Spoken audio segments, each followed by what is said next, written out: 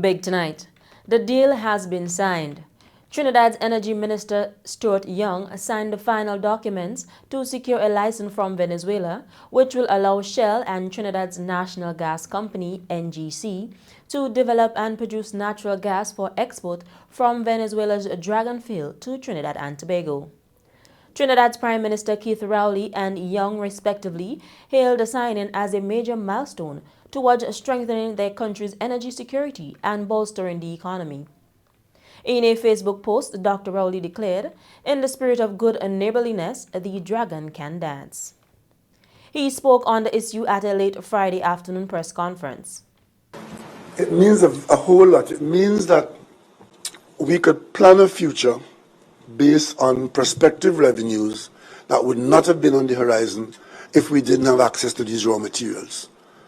I want the people of Trinidad and Tobago to see natural gas coming from Venezuela as a raw material. Right now we import lumber from Venezuela. We import pine from the Venezuelan pine fields.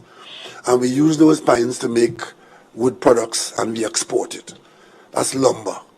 See the same thing with the raw material, gas.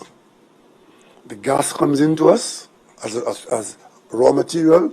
If it has liquids, we extract the liquids. That has very high value. And then the dry gas goes to LNG and it becomes the LNG for export. And the more that we handle, the more revenue will come to us and will come to the people of Venezuela. The U.S. $1 billion deal was signed between TNT and Venezuela in August 2018. Those involved included energy giant Shell, Venezuela's state oil company PDVSA, and the NGC. The Dragon deal will see TNT develop in the field, which is estimated to produce approximately 150 million standard cubic feet of gas a day. The gas will be imported through a $1 billion pipeline to the Hibiscus platform off the northwest coast of Trinidad and Tobago. The platform is jointly owned by the government, NGC, and Shell. The deal was left in limbo after the U.S. imposed sanctions on Venezuela in 2019. On January 24, Rowley announced that the U.S. had lifted the sanctions to allow TNT to extract gas from Venezuela. This waiver came after almost 4 years of lobbying led by Dr. Rowley and supported by other CARICOM leaders. And I want to take the opportunity here too, at this moment, to thank my CARICOM colleagues, a couple of whom ought to be identified for speaking up for Trinidad and Tobago when we fought this fight in Washington to get this license, get that OFAC license.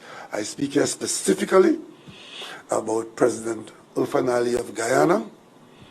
I speak here specifically about Prime Minister Mia Mottley of Barbados and Prime Minister Brown of Antigua. These are people who spoke loudly in support of Trinidad and Tobago's position as we fought this fight to escape the strictures of the American sanctions.